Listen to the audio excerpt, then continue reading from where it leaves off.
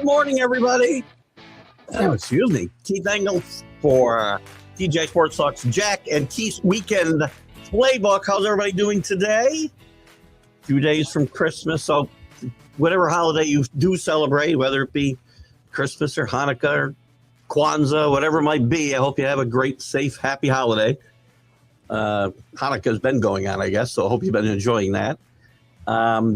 We got a lot of sports to talk about, especially football. I guess football really is our main focus here. Is we are having it's been a wild. Actually, let me welcome in my co-host. I'm sorry, Jack Hirsch. You forgot about me, Keith. I mean, my predictions have been so bad. I'm kind of being discarded now. I'm so excited. I'm on the inactive list. I'm like Tua, like move from starting quarterback to I didn't mean to disrespect my good friend Jack Hirsch, boxing Hall of Fame writer and sports guru, but I was blinded a little bit by your shirt. I guess I didn't even realize that you were there. I thought it was at a bar somewhere. So. No. But welcome. Good morning, Jack. How are you? Hey, good, Keith. Good. I mean, listen, NFL now. I mean, it's at its peak just about. Exciting. And I'm going to just run down a couple of things. I mean, huge games for the Bears and Patriots with huge comebacks this week. The Lions and Steelers with a crazy end to their game yesterday. The Bills struggle.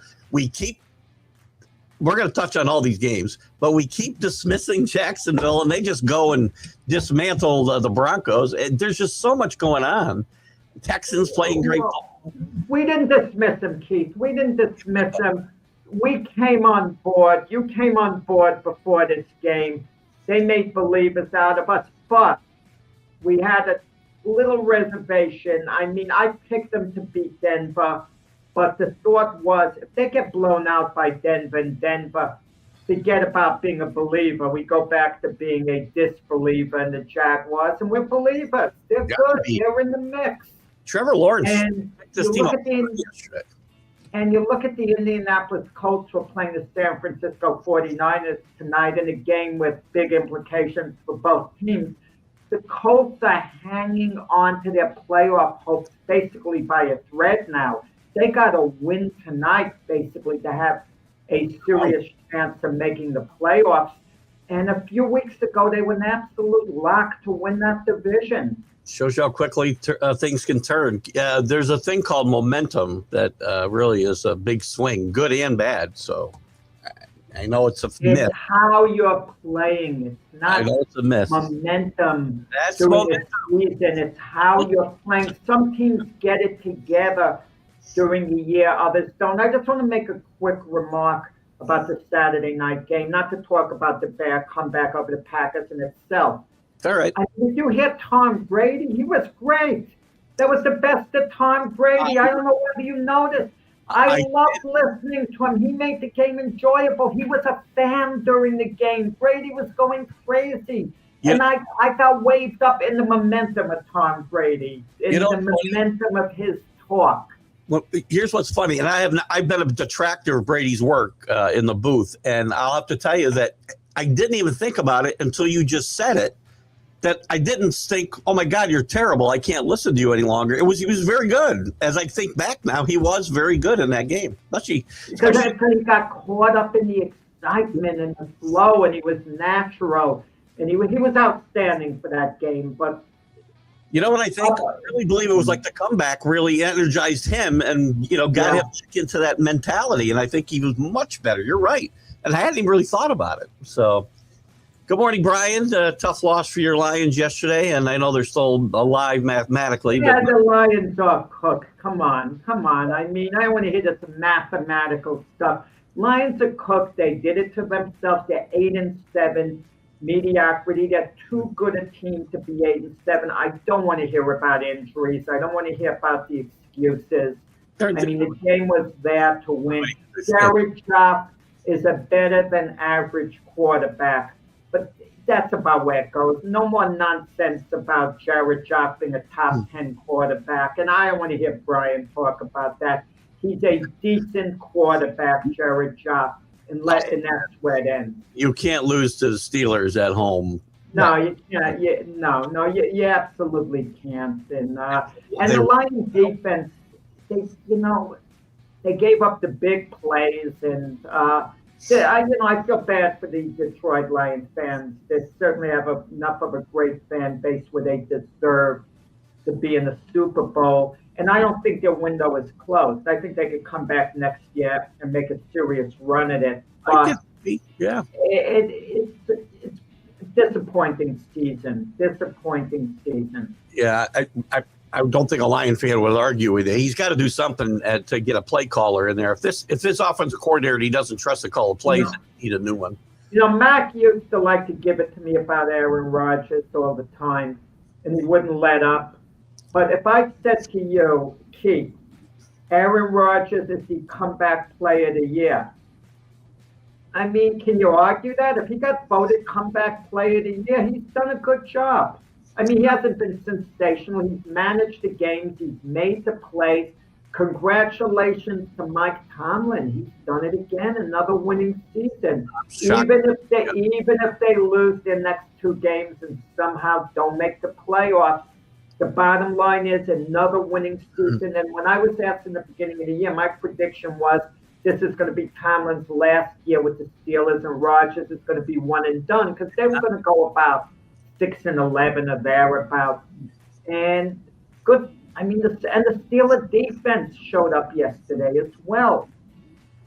That's a good call on Rodgers and comeback player of the year. Actually, none of us. We're all predisposed not to like the guy.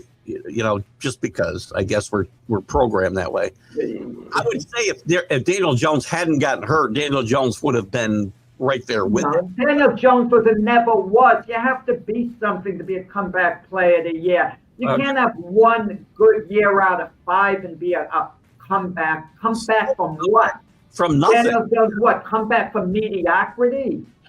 I mean, that's what he was his whole career except for one season. He had a decent half a season and 1 playoff game. Daniel Jones, no comeback from anything. But this year he did all right with the Colts most of the year. So if he comes back next year, Daniel Jones, and plays well, you could consider him. But I'm not sure comeback player of the year, you consider him based on injury. I think you kind of have to consider him a little bit based on performance. Speaking about comebacks, your Patriots, Keith, congratulations. I mean, you picked them, the rest of us didn't. This is classic Patriot football where they stay in games, teams let them hang around, and they win in the fourth quarter. This takes me back 10 years. And it's been 8 years since they overcame an 11-point deficit in the fourth quarter. That game was the Atlanta Falcons Super Bowl. That's the last time they overcame an 11-point deficit. No, we're going to look back years from now, okay, at the quarterback class of a couple of years ago, the guys who were drafted, number 1, Caleb Williams, number 2, Jaden Daniels, 4th, Drake May, the first 3 quarterbacks taken very quickly off the board. Those 3 look like they're going to have very long, productive careers. And maybe all 3 are going to be Hall of Famers when all is said and done. I mean, we're very far from that. Early but for that. It's safe to say all 3, if they stay injury-free, are going to be franchise quarterbacks. Good part of a decade or however you want to put it. Yeah. And I can't remember another quarterback class since then. You could talk about 83, you could talk about Elway, Marino, but Marino went very far in the draft, about number 30, okay? But these 3 who were taken number 1 overall, number 2, and number 4, I think that's a historic quarterback class. I would say you're right. It have to be so. It's at least early returns say that, right? I mean, it's a long ways to go for their careers, but all 3 of them have had already some pretty decent success. So it's exciting to see. And we were talking yesterday about some revisionist history. If the Patriots hadn't lost their last game the season before that draft, they would have had the number 1 pick. And would they still have taken Drake May? And our consensus was, yes, they loved him that much. The Giants tried to do everything they could to trade up there, and they wouldn't move it. Would have been interesting to see. You never know. No, that's what they say now, and maybe they would have. But what else are they going to say? You're never going to find out the truth. That's our own opinions, right? We didn't come across this. Listen, in that great documentary, 30 by 30, Elway and Marino, when the Dolphins got the pick, Okay, the Jets went with Ken O'Brien before Marino, and reportedly Don Shula would have went with Ken O'Brien as well. But because he gets Marino, what's he going to say? I would have taken Ken O'Brien? Of course not. You know what? And again, we're going to take a little left-hand turn here. Sorry. I got talking about this yesterday on my show. Everybody bashes Belichick, right? That he never won a Super Bowl without Tom Brady. Don Shula didn't win any Super Bowls with Dan Marino. And Don Shula is considered the best coach. If we're not talking, I'll go a step further. He didn't win any Super Bowl, any championships with Johnny Unitas either. He had Marino and Unitas and didn't win any. Don Shula was a blowhard. I hate saying it, a blowhard. Okay, but you know what? He kept pointing to the unbeaten season, and that was his legacy. But that shouldn't have been his legacy because he was a terrific coach in the sense that his Miami Dolphin team, 1 year after year, they just couldn't turn the corner and win Super Bowls outside of the unbeaten season, in which they weren't one of the greatest teams of all time in that unbeaten season. I mean, they would have gotten annihilated by certain other teams. But then the following season, when they won the Super Bowl, they had a better team than the unbeaten team. Yeah. But he kept delivering winners. They were always in the mix. But when you talk about having Marino and Unitas, and I'll say this too, and I hate going there because it seems like I'm bashing Don Shula. You are. Some people say you are, yeah. But listen, Don Shula always knocked other people himself. But the year after Don Shula left the Colts won the Super Bowl. It has to be pointed out. But Don Shula, if you look at his body of work, he absolutely was one of the greatest coaches of all time in NFL history because he was consistently good.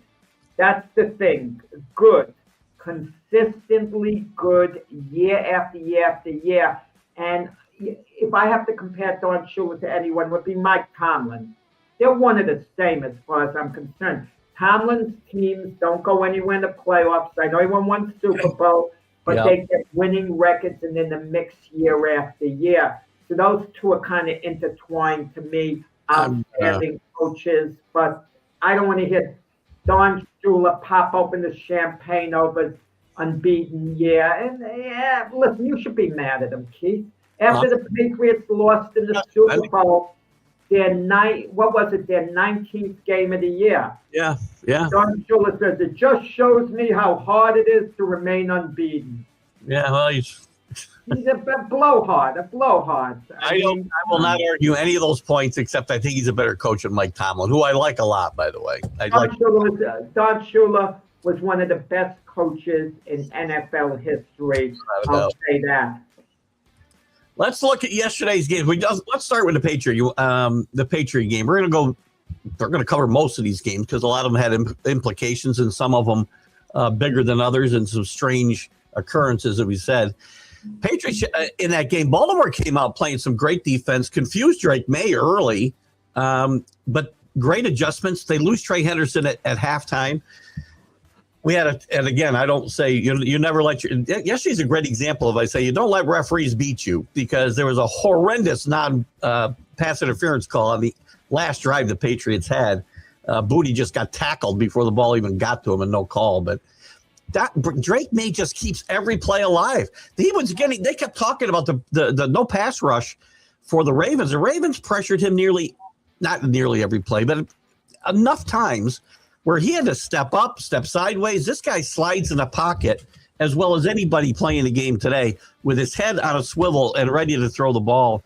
He can run the ball when he has to, but he is getting, I've said it every week, and it's starting to sound like, old news. He's getting better every week. That's his best game as a pro when you throw out the first quarter or so. When he figured out what they were throwing at him, he wasn't confused anymore and keeps his head like a 23-year-old kid shouldn't. Great job.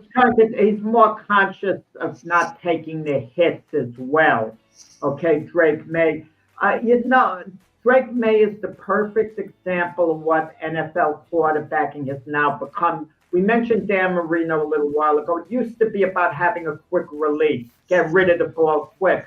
Now it's about extending plays, and Drake May is masterful at extending plays. Tremendous. He takes a pop. He can stand in the pocket and take a lick, too. People used to get on Tom Brady. Tom Brady took more hits than anybody, and Drake May's the same way. He took several yesterday where he got leveled as he got rid of the football and delivers it on target.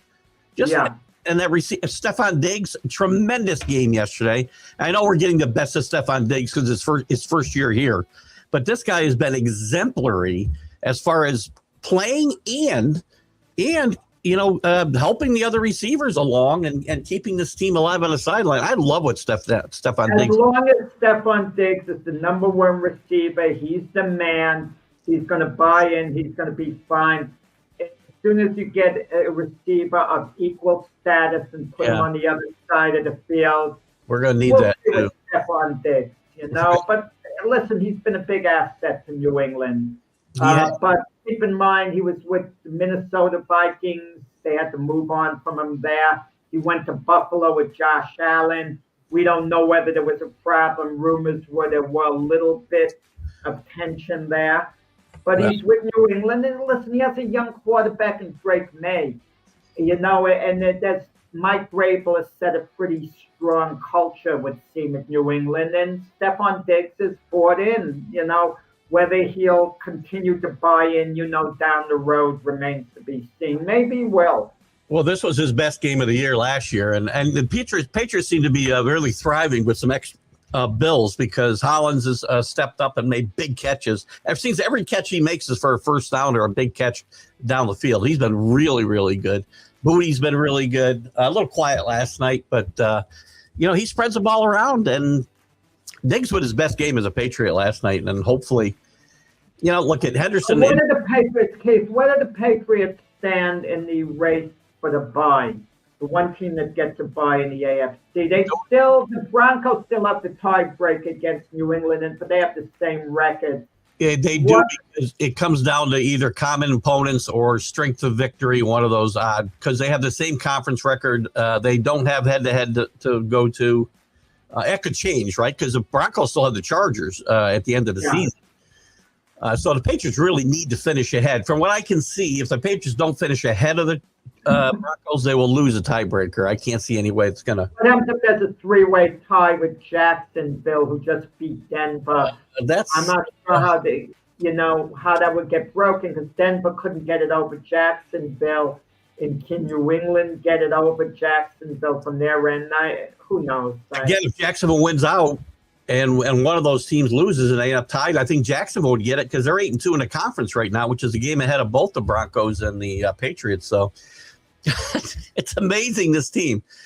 Liam Cohen, I saw interviewed after the game, and they said, what about the narrative that you guys just aren't that good? He says, we don't listen to it, but we want you to keep talking about it because they do listen to it. That tells you all you need to know. Coach of the Year is such a hard selection. If you look at the whole NFL, you look at Liam Cohen, you look at Grable, you look at Mike McDonald, you just look at Ben Johnson. DeMarco Ryans was 0-3. This team. Ryan. Yeah, well, let's see how it ends up. Houston nearly had a terrible loss yesterday to a Raider team they were expected to beat easily, but a win's a win. They probably took the Raiders lightly. They got it out of the way, but Raiders put a little scare into them. Kyle Shanahan, you can't dismiss with playing without his quarterback. 10-4, flipping. The 49ers have slipped under the radar more than any other team. But if they lose to the Colts tonight, they're no longer slip under the radar team. They're just a team that would have a nice 10-5 record, but we wouldn't look at them quite as being elite. But if they win tonight, the Niners, they're up there amongst the best records in the NFL. Shocking. Yeah, great job there by Shanahan. You're absolutely correct. There's how come we never talk about worst jobs done? What's that? How come we never talk about worst jobs done? Well, okay. I feel a little guilty. Let me just backtrack. what I'm saying about Don Shula, I respected him the heck out of him as a coach. If they had the Don Shula Coach of the Year award, I would back that name. I would sign for that name. I agree, by the way, with Sean Payton. I didn't mention. He's got to be. I mean, if they win this. Sean Payton, absolutely. Yeah, no, Papa, it's a little different. Denver made the playoffs last year. They were expected to be in the mix. They were expected. You shouldn't necessarily be eliminated just because you're expected to. No, but I mean the teams that came out of nowhere, like Seattle, the Patriots. They're the teams that always win.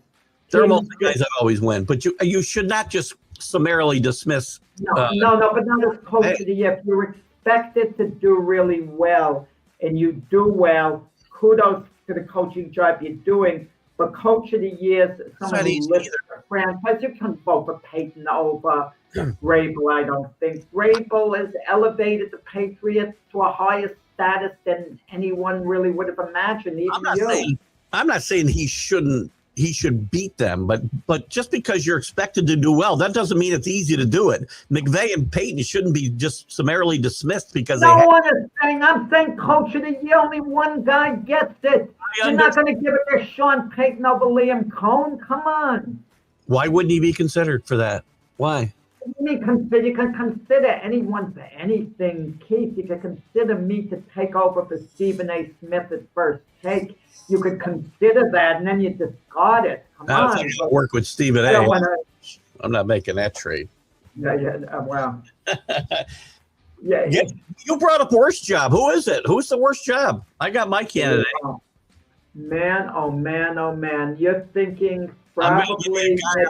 I can tell you, I love the guy. Aaron Glenn, disappointing with my Jets. Kevin Stefanski, I guess.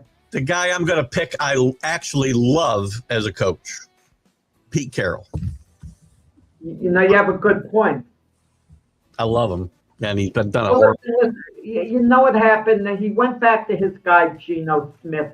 People say Tom Brady was the guy who's a minority owner of the Raiders, recommended Geno Smith as the quarterback.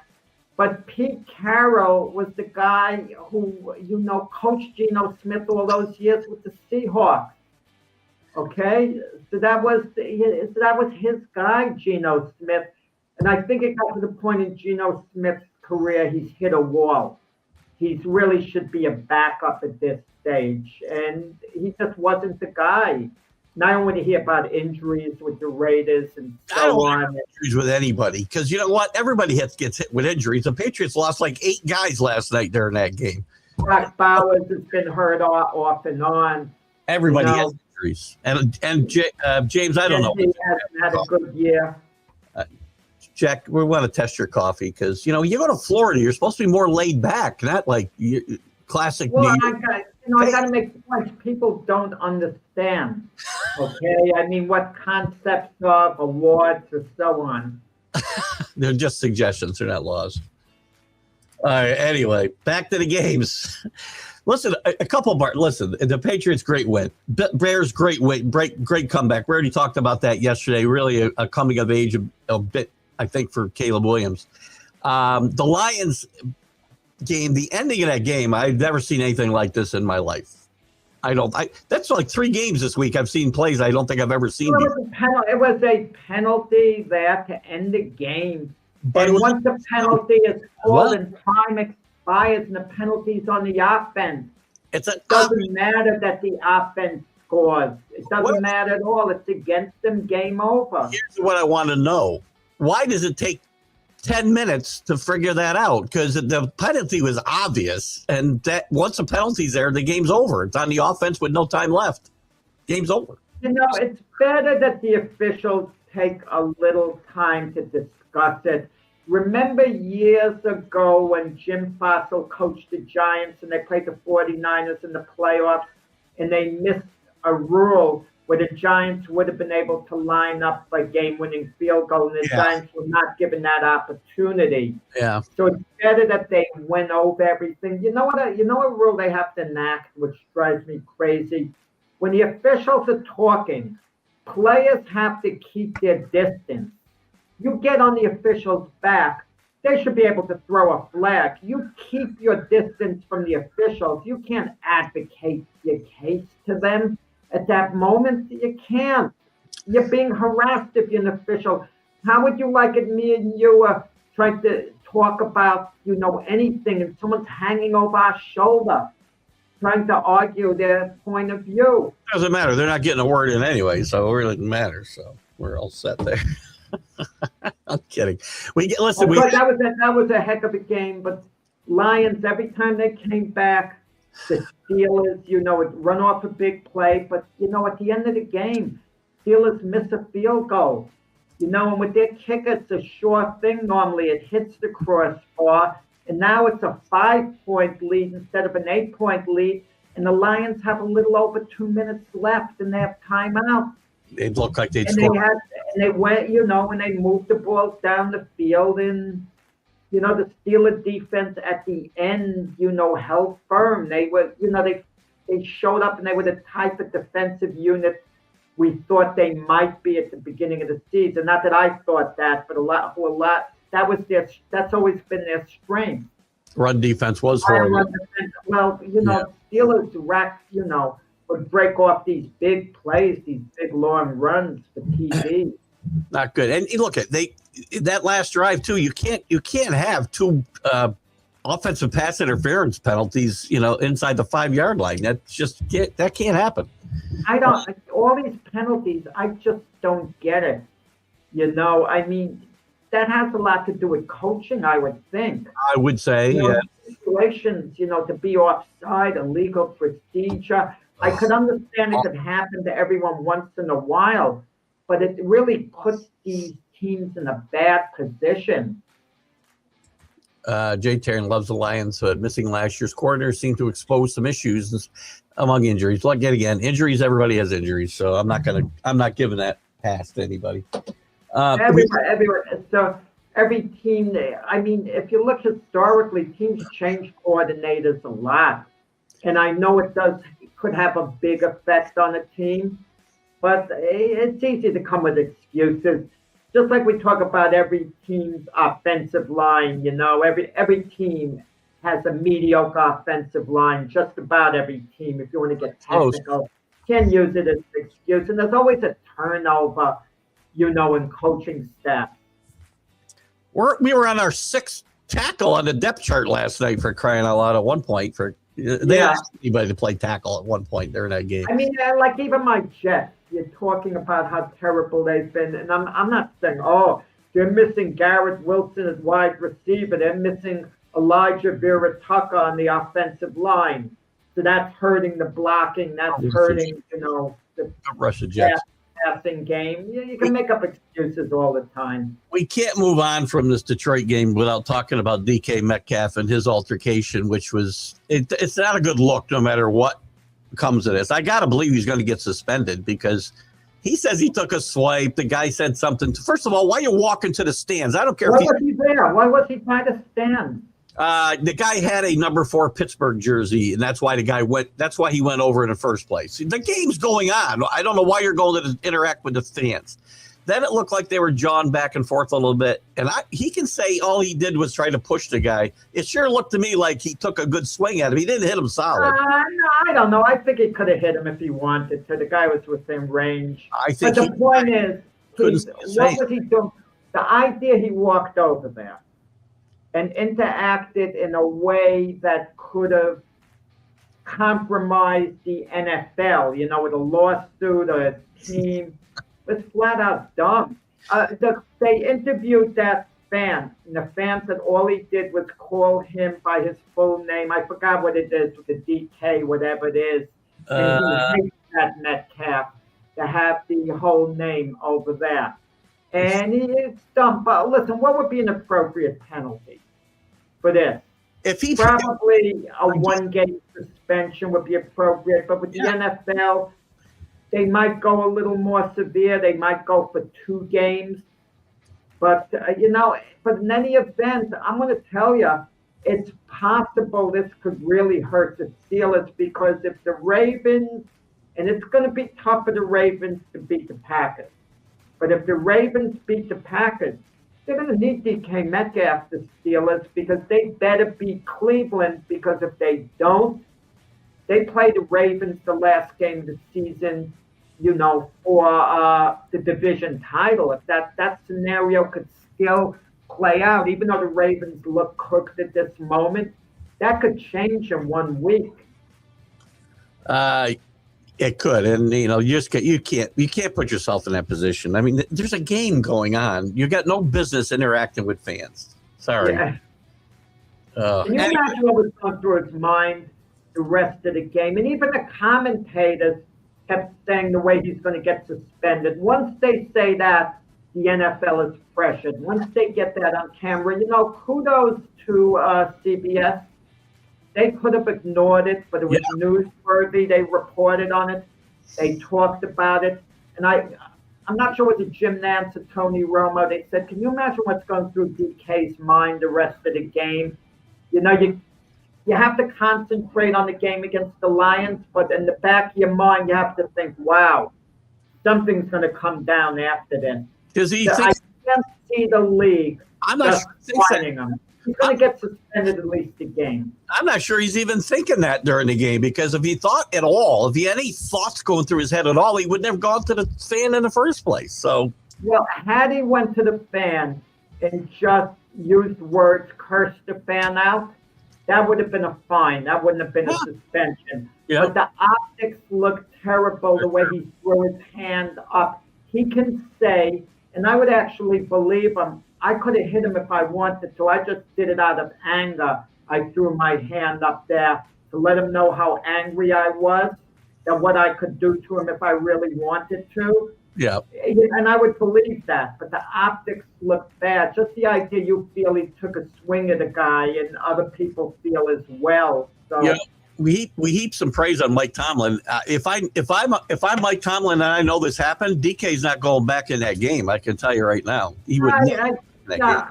No, I don't know. I think he goes back in the game. Look, coaches want to win the moment something happens, and I know it from firsthand experience. Coaching at a much lower level, on the high school level, even. You get caught in the game. Look at Tom Coughlin with OBJ, who was going crazy during the game, and people felt he should have sat OBJ down a while. And, and he didn't do it. He continued to play. You're absolutely right. DK Metcalf had no business walking over to the side. At the end of the day, that's the deal. Right? Absolutely none at all. And what did the fan say? The fan called him by his name, and he hates being called by that name. And the fan was, listen, let's be honest about it, the fan was trying to get on the DK skin. Of course. Was the fan crossing the line? It wasn't a bad line where the fan should get ejected. If the fan was talking about DK's family and getting personal, but all he was calling them by his, his name, his full name, his legal name, I guess. Look at it. Yes, I draw the line. If you're throwing racial epithets out there and getting on somebody's, you don't do that. But by all accounts, that wasn't what happened here. And again, DK went over there because the guy had his jersey. So I don't get it. I don't get it. I don't get it either. Anyway, whatever. I want to hear what DK has to say. He's going to have to make a comment. The league is going to take, I think, action today, and. Well, to a certain point, James, I agree. But again, I draw the line at certain things. You don't throw a certain thing. If fans don't have an open book to say whatever they want, but if the fan is telling the truth, and I got to believe the fan was maybe mocking. You could mock a player within limits. I mean, the next thing I don't want to hear that you can't boo players. You can't call someone a bum if they drop a pass. Nobody. Where's the line? Nobody. If a player drops an easy pass and you yell, "You're a bum," they should cut you. And then the player goes over and starts arguing. I mean, the fans not out of line. I don't care what the fans say. To a certain, again, I'm not giving them carte blanche to use racial epithets, which we've seen often in the NBA. No, that's unacceptable. And guys, but Brian's also right. There's stadium security. call security over and have the fan removed if they're doing stuff like that. You don't take the law into your own hands. I mean, come on. I don't know. I just think he walked over, got upset, and it, happened quick. I want to hear what DK has to say. I want to hear more of the story. The story can't just disappear because the league is going to suspend them. And DK is going to have to make a remark. And I think this is out of Mike Tomlin's hands, out of the Steelers' hands. The league is going to do what they feel they can do. I'll be surprised, very surprised, if he's not suspended at least one game. They might suspend them both these next 2 games for the regular season. And listen, Keith, when the league's most severe penalty for an on-field issue was Myles Garrett swinging the helmet, I never supported that 4-game suspension. I thought it was way too severe. And just like I thought Mason Rudolph got off without getting suspended, I didn't like the imbalance of that. Well, there's no imbalance here. If DK says anything today or whenever he does speak other than, I never should have walked over there, I never should have taken a swing at the fan, I've got to control myself better. If he says anything other than that, he's doing himself a disservice. So just if DK say, look, if I really wanted to hit him, I could have hit him. He was right there. I threw my hand up deliberately to miss to let him know I was angry. But I was out of line. I've now got to face the consequences. I regret my actions. Then, cut your losses. Yeah. No, I get it. And again, James, I get it. You lose focus on what's important. That's what the fans want. But again, fans don't have, just because you bought I go through this a lot on my show. Just because you bought a ticket to a sporting event, I don't care if you paid $1,000, $2,000. I don't care what you paid for it. You don't have carte blanche to do anything you want to do in that stadium. You don't. Okay, and then we're going to get off the topic right after this. That's the mentality you and I were brought up in. We grew it as we grew up. That fans could say they buy their ticket, they can say what they want. That's always been the mentality. It's changed in recent years, and I'm glad it's changing in recent years because fans shouldn't be able to just say whatever they want. Right. Right, I get it. That's what he should say. But anyway, let's move on to some football. Jack, by the way, has not, to give him credit, he will not jump off the bandwagon of the Tampa Bay Buccaneers. Not at all. Badly they play, no matter how many times Baker Mayfield was terrible in this game. He was an MVP candidate here just a month ago. And he's playing as bad as any quarterback in football right now. He wasn't terrible yesterday. I watched the whole game. He wasn't terrible. That final pass. 18 of 26 for 145 yards. That's good. I mean, it was a nip and tuck game, and he threw the ball like Phillip Rivers threw the ball last week. I will say this. Look, Tampa Bay is in control of their own destiny very much. They're one game behind Carolina, but Carolina, in a sense, the Panthers under a little more pressure than the Buccaneers to win the division. Look, the Panthers host the Seahawks this Sunday coming up. If the Panthers should score, a colossal upset, and they beat the Seahawks, which is possible, of course, that means that the Buccaneers have to win at Miami. Otherwise, they're eliminated. But the Buccaneers, are they really going to lose to Quinn Ewers and the Dolphins? It's possible. It's possible. I doubt it.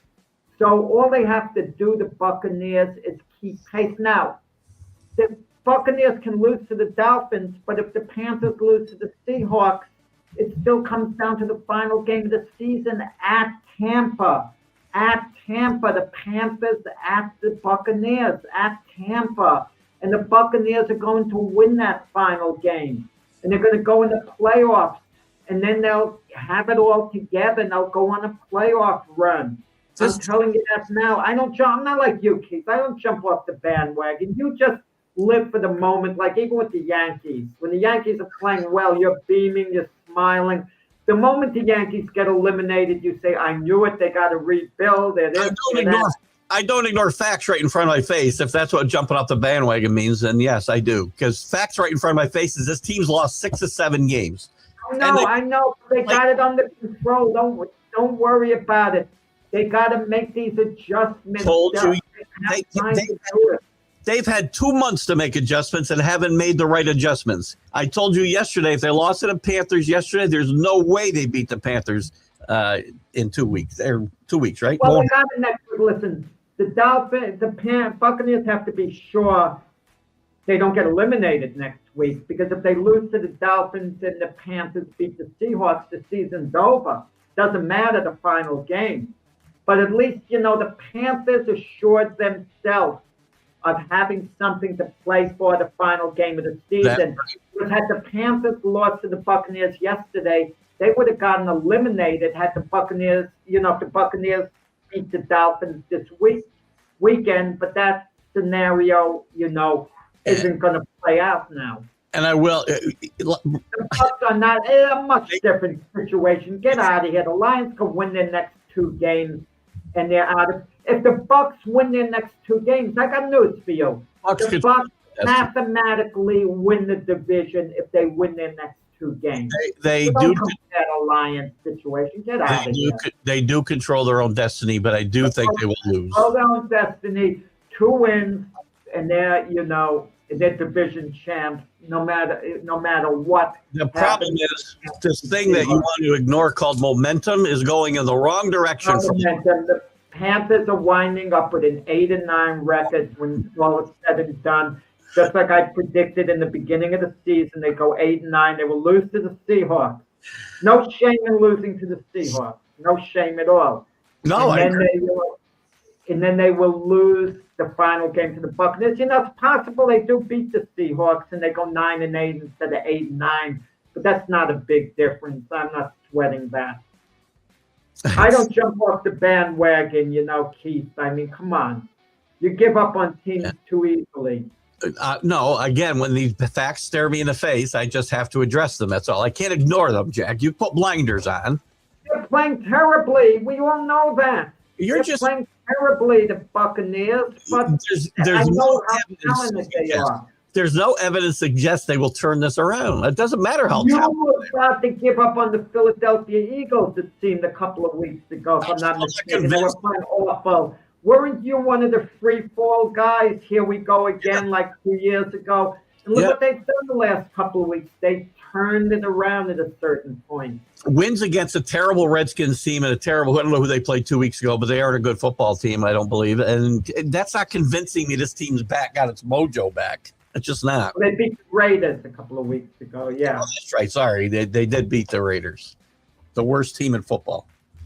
Oh, sorry. We haven't talked about Wait. You forgot the Jets, I think. Well, since we're there, you need to get off the bandwagon. Let's look at the Jets because Jay Train's with us out there. So let's talk about the Jets and Saints. The Saints are playing some pretty good football to end the season. They are. Kudos to the Saints. I mean, listen, they got 5 wins. They got 2 more games to go. If they go 1-1 the rest of the way, they'll be 6-11. It might not sound like much. 6-11, nothing to celebrate.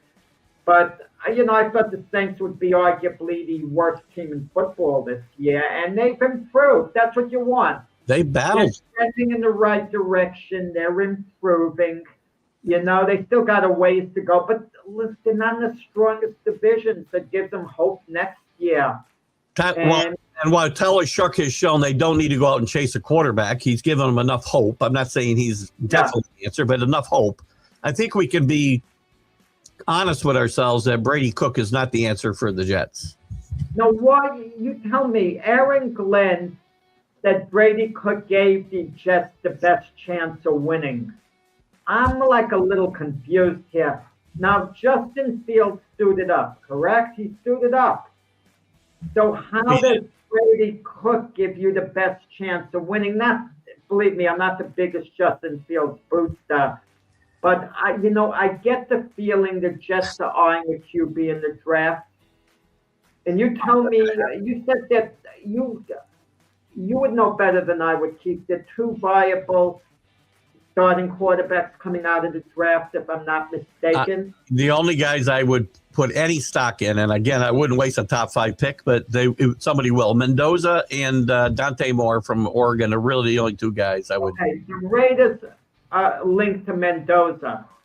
And the Jets, if the season ended now, would have the inside track to Dante Moore. But picking one spot behind the Jets if the season ended today would be Arizona, who needs a quarterback, who might try to leapfrog ahead of the Jets. Now, the Jets have to draft capital to prevent that from happening. But you don't want to give up a couple of extra number 1 picks to be sure you get Dante Moore. No, and there's talk in the New York papers about the Jets and Giants making it swap. I can't see that happening, actually, but you'd have to live with it in the papers every. The draft still could get shook up the next couple of games to go, but the Giants would expect if they flip-flopped a number 1 for number 5, flip-flop places, they'd expect an additional first-round draft pick. And maybe a 3rd round on top of it. James, the NFC South is not a good division, you say, when talking about the Saints, but give the Bucs all the kudos.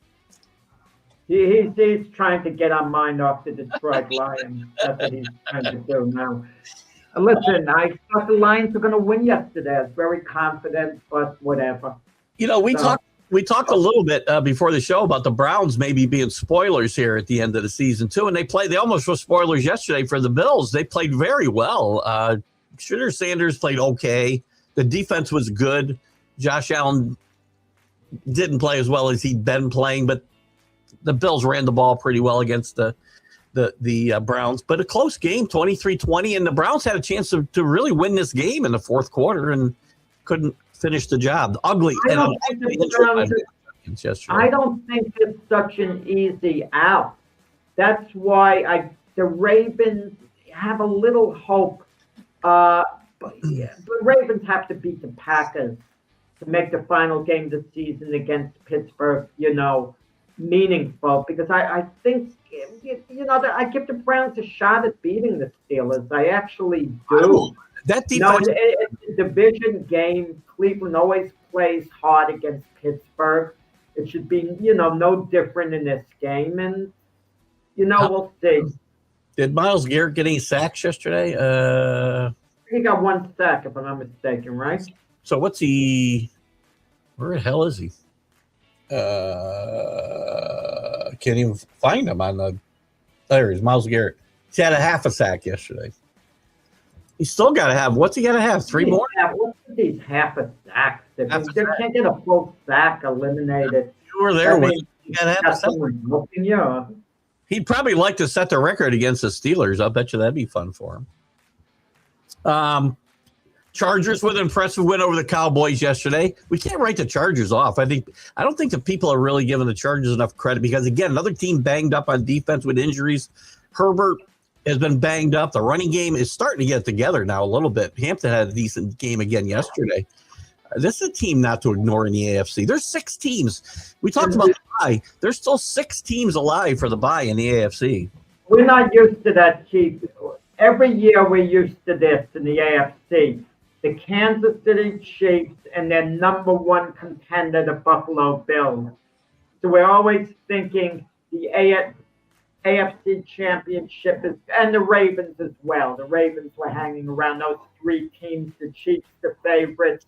But if they were going to get beat out and another team was going to go to the Super Bowl, it was usually going to be the Bills or the Ravens, and the Bills and the Ravens never got there, even though the Bengals one year, split by the Chiefs and got there. But now it's wide open, and the Chargers, in reality, you could say have as good a chance as anyone else, but their offensive line, Justin Herbert's done amazing things, with the lack of blocking this year.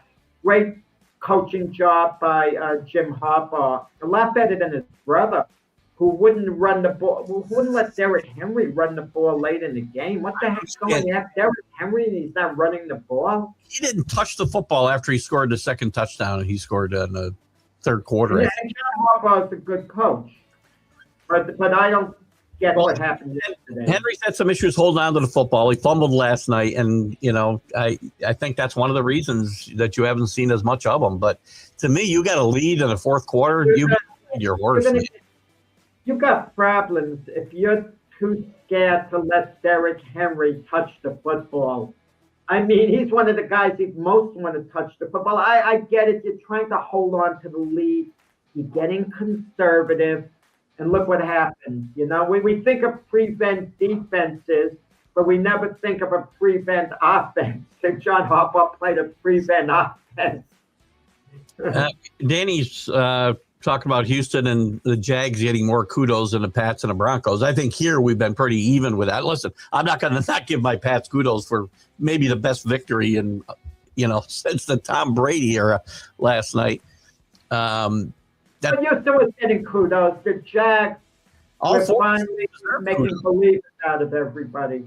Yeah, and four coaches with have done great jobs this year, right there. So those are look at the AFC's. I think both conferences are wide open. We could get a really weird looking Super Bowl this year. I feel like, who knows? But you talked about the Chiefs. They've obviously just been eliminated. And yesterday, I think Minshew gets hurt again. Gets hurt himself yesterday, so they're down to their third quarterback. They're liable to lose out. But Andy Reid, the big news yesterday was Andy Reid is, it sounds like, is likely coming back and not retiring off this downer of a season. It shouldn't even be a discussion. Andy Reid should be allowed to coach the Chiefs as long as he wants. Nobody said he was getting fired, Jack. I said he's decided to come back. But why is it even an issue? Did he ever say he might not come back? Everyone is bringing it up. Everyone's putting Andy Reid on the clock. For 3 years, it comes up every year at the end of the season. When you get to be 70 years old, that's what people start to think, Jack. Were people trying to push you out the door at 70? Belichick is in his 70s, and he's looking for a head coaching job in the NFL if he could grab one. But Andy Reid doesn't have a 24-year-old girlfriend to keep him energized, What you can do? John, you know what? I was a John Harbaugh fan early in his career. What's he been there? 17 years? He whines and cries more than any coach I see in the NFL today. And they all whine and cry. John Harbaugh is the freaking worst at whining and crying. John Harbaugh, and I was talking about Don Shula before. What made Don Shula a top-of-the-line coach was he was consistently good year after year after year. And that's what John Harbaugh is. They're consistently good. They're always in the mix. And what Brian's talking, Andy has talked about retirement for the last 2, maybe 3 years. That's why it's a story, and that's why it's big news that he is coming back. So he's the best. Listen, Andy Reid is the best coach in football and has been since Bill Belichick went downhill. There's no way. Yeah, Andy Reid, it's the program you make with the team, and he put together a great unit with the Chiefs, and he was also a top coach when he was with the Eagles as well, Andy Reid. So it's good for him. He should control his own destiny, and apparently, he is. Yeah. He's never going to get fired, without a doubt. He'll walk away when he's ready, and that could be any year. I mean, again, I think the biggest story is Travis Kelce. Will he come back or not? And it's complicated because Travis is getting married to Taylor Swift, and if they're going to start a family, she goes on tour. He might have, and he already said he'd be willing to be a stay-at-home dad because he understands her situation. He's not the only married in the NFL. You have football in your blood, and you love to play football. It's so hard to walk away. He's going to do whatever his wife tells him to do because she's got all the money. So that's what's going to happen there. I think he comes back, by the way. I think Travis Kelce comes back. Same reason as last year. He doesn't want to go away. And the last thing people are going to remember is that pass he dropped that ended their season. No one is going to remember that pass he dropped. I don't even remember that now. You remember his greatness over the years. And everybody thinks he should retire, but I think he comes back one more year. Maybe. Texans, we've talked about we really didn't talk about a lot, but they had a little tussle with the Raiders yesterday. They pull out a win at the end by 2. And this team started 0-3, and what are they now? 10-5, I think, right? Yeah. This is not a team I want to see in the playoffs. I'll tell you right now, because that's a defense that would worry me against this my young quarterback. This defense would worry me a lot. I like the way CJ Stroud too has gotten back to what he was, last year. It's funny. I think we talked about Ashton. 2 years ago, I mean. I think we talked about Ashton Giante being a bit of a bust here about a week or so ago, you and I, and he had his best game as a pro yesterday with 128 yards. Who are we talking about? Ashton Giante for the Raiders. We talked. Right. Yeah. Being a bit of a bust. Had a really good game yesterday. And CJ Stroud, listen, that running game, that's the thing that's going to hurt the Texans come playoff time, is they don't run the football very well at all. Nick Chubb is just a shell of himself, and without Mixon, I think all year they haven't had Mixon. Now they win on defense. They have an elite defensive unit. That's their key to winning. They got to find a way. You got to keep that defense off the field a little bit too. And if you're going to be throwing, 40 times a game, that's going to be a problem for the Texans, I think, come playoff time. But that defense is scary. Don't want to play it. What I miss? What other takeaways did you have from the yesterday's games, Jack, that I missed? Yeah, like we were talking about, the Buccaneer-Panther game was intriguing. That game, the Lion, and I watched that full game there. I watched the full, Detroit-Pittsburgh game. You have to be disappointed if you're a Lion fan with what went down, because that was a winnable game going in. And you wonder what the Steelers, I know we talked about it before, but how they managed to always get it done. 9-6 isn't spectacular. And tonight's game, who are you picking, the 49ers or the Colts? I got to take the 49ers. There's no way I can take, a quarterback that looks like me in his uniform. I'm sorry. I can't do it. I kind of feel the Colts are going to find a way to win. I think their defense shows up today. The Colts have been competitive, in their losses as well. And I think it's a little more important to the Colts today. I think the Niners are going to make the playoffs regardless, even though they might not, with a loss. But they'll be at 10-5 with a loss. But the Colts, if they lose, they're a long shot for the playoffs. It's certainly more important to them. And again, yes, Phillip Rivers didn't light it up last week, but the defense played well, and they lost on 6 field goals, I think, if I'm not mistaken, something like that, wasn't it? Then they only give up field goals last week, so the defense played well. It's going to come down to whether Jonathan Taylor can carry this team, and they can help him carry this team, because something. All year long, we were saying that Jonathan Taylor has been the best running back in the NFL this year. Well, I think it's James Cook now. James Cook has overtaken him. Played well. The Bills purposely limited his touches early in the year so that he'd be at full strength this time of year, and he's playing great football for sure. We've talked about Josh Allen as the MVP, but if we're going to kind of go a little away from Josh Allen, if he cools off the next couple of weeks, and he wasn't great yesterday, and James Cook could continue this rampage. Yeah. So James Cook should get some consideration. He won't. It's going to come down to Allen. Keon Coleman, what's the deal with Keon Coleman? He was a healthy scratch. I hate that term. Healthy scratch means the coach doesn't want to play. He's sitting your butt on the bench. He has been like for the last 6 weeks. Out of Florida, I like them a lot, but he will not be in Buffalo next year. Keon with Coleman. He's been a healthy scratch like 5 of the last 6 weeks. But what's happening? He's a problem in the locker room. He doesn't follow rules, similar to the Giants lineman. Who am I trying to think of? The guy who they benched twice this year. Now he's starting to show up like an hour early. Their first round pick. Help me out. Oh, yeah, Abdul Carter. Abdul Carter. Thank you. I knew his name was Carter. Yeah, well, Abdul Carter did show up at the wrestling event, and he defended his teammates. Oh, well, there you go. I'm glad he did that. Wrestling event. I kind of like that. Now, listen, sometimes players got to get disciplined. They learn. You put them on the bench. But Keon Coleman, it seems to be beyond hope. When you made a guy a healthy scratch several games, if you do it for one game, you sometimes do it to wake him up, in a certain way. But, oh, man. Sean's done. Come with a first-round draft pick. Yeah. For the Bills. I think very late in the first round, and I can't believe he's not going to hook on with another team.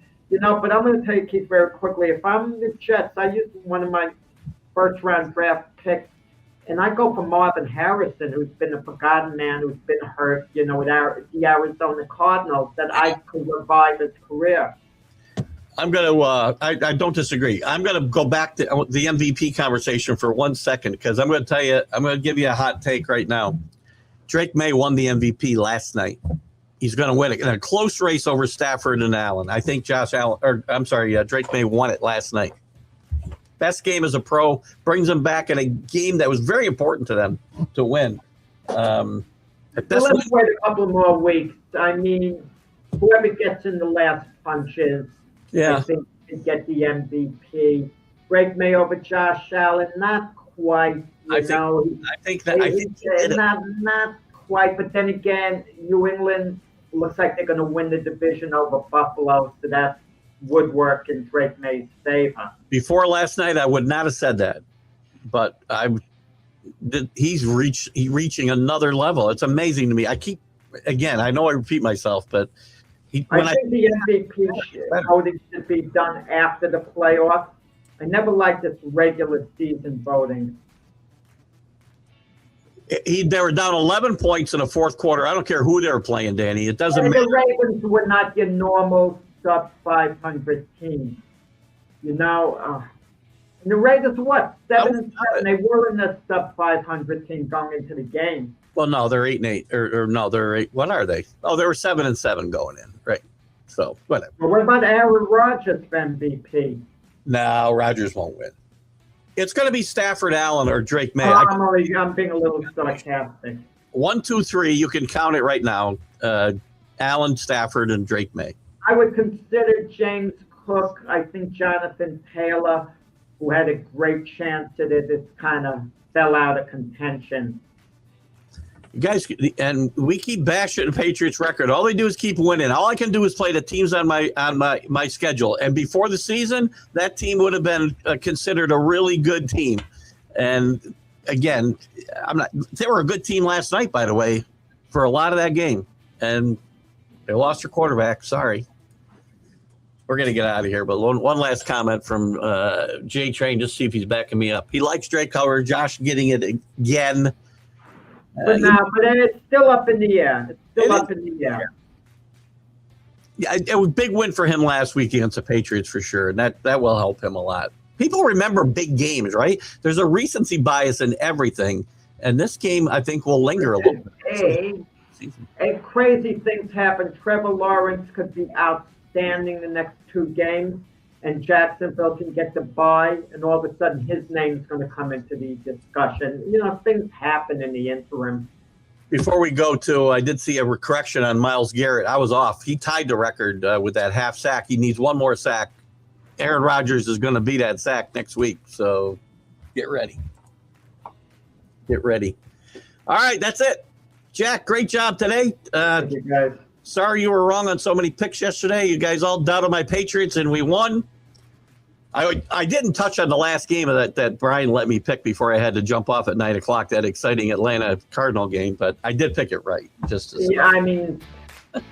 Really a nothing game. A disappointing season for both teams, Falcons and Cardinals. Big disappointment. Guys, have a great holiday, whichever one you do celebrate. I'll be back. I think I'm going to do the college football show tomorrow at some point. Look out for that. You got our glove fist tonight. Jack does. And we'll be back at 7 o'clock Eastern, and we'll be back on Friday to wrap up all the holiday action with Jack and myself on the Weekend Playbook. See you later. Bye-bye.